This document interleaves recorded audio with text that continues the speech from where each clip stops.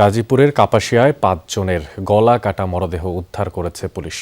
শনিবার সকালে গৃহকর্ত্রী শারমিন, তার ভাই ও ৩ সন্তানের লাশ উদ্ধার করা হয়। হত্যাকাণ্ডে ব্যবহৃত একটি চাপাতি ঘরের ভেতর থেকে উদ্ধার করেছে পুলিশ। আর এই ঘটনায় প্রধান সন্দেহভাজন গৃহকর্তা ফোরকান ঘটনার পর থেকে রয়েছেন পলাতক। অবশ্য জিজ্ঞাসাবাদের জন্য ২ জনকে আটক করেছে পুলিশ। কাপাসিয়া থেকে রিয়াজ রায়হানের রিপোর্ট, ছবি তুলেছেন রাব্বি হোসেন। কাপাসিয়ার রাউতকোনা এলাকা, দোতলা বাড়ির ভেতরে ৫ জনের মরদেহ, বাইরে স্বজনদের হাজারি।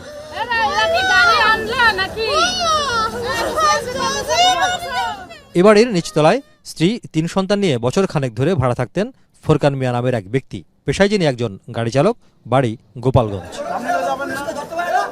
শনিবার সকালে থানায় গিয়ে ৫ জনের মৃত্যুর খবর জানায় ফোরকানের স্ত্রী, নিহত শারমিনের এক স্বজন। ঘটনাস্থলে পৌঁছে নিচতলার এক ঘরের মেঝেতে শারমিনের ৩ সন্তান ও ভাই এবং এক ঘরের জানালার গ্রিলের সঙ্গে বাঁধা অবস্থায় শারমিনের মরদেহ দেখতে পায় পুলিশ।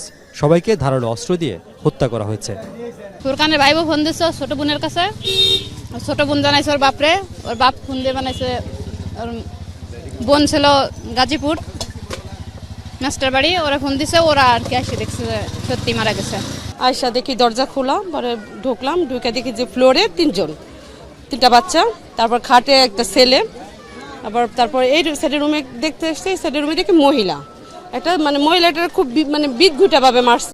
নিহত শারমিনের স্বজনরা জানান, ভোরের দিকে শারমিনের ছোট ভাইয়ের স্ত্রীকে ফোন করে নিজে ৫ জনকে হত্যার কথা জানান ফোরকান। অভিযোগ করেন, অভিযুক্ত ফোরকান মিয়া প্রায় টাকার জন্য শারমিনকে মারধর করত। এ নিয়ে দীর্ঘদিন ধরে পারিবারিক কলহ চলছিল পরিবারটিতে। কদিন আগে বিদেশে চাকরি দেওয়ার নাম করে গোপালগঞ্জ থেকে ডেকে আনেন শ্যালককে। ফুরকানের ছোট ভাই এরে ফোন দিয়েছে যে আমি সবগুলো মেরে ফেলছি, মিশকাত নাম বলছে, আমি সবগুলো মেরে ফেলছি। এর আগে পরে আমার বোনের নির্যাতন একবার করছে, ওরে কি করছিল না করছিল জানি না, আপনার চুল টুল সব পড়ে গেছে। স্বজন ও প্রতিবেশীরা অভিযোগ করেন, অভিযুক্ত ফোরকান মাদকাসক্ত ছিল। এ নিয়ে মাঝে মধ্যেই ঝড়গা বিবাদ লেগে থাকত পরিবারে।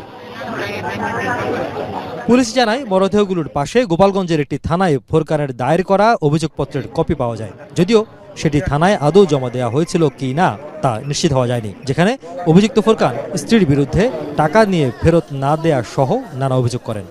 হত্যাকাণ্ডটা আমাদের কাছে প্রাথমিক অনুসন্ধানে যেটা মনে হয়েছে, এটা পারিবারিক কলহ, পারিবারিক দ্বন্দ্বের কারণে। আমরা প্রত্যেকেই মাঠে আছি, জেলা পুলিশের টিম সবাই মাঠে আছি, সবাই কাজ করছি। আমরা আশা করি যে খুব দ্রুততর সময়ের মধ্যে সন্দেহভাজনকে গ্রেপ্তার এবং এই ঘটনার সাথে যদি আরও কেউ জড়িত থাকে সেটাও আমরা জানতে সমর্থ।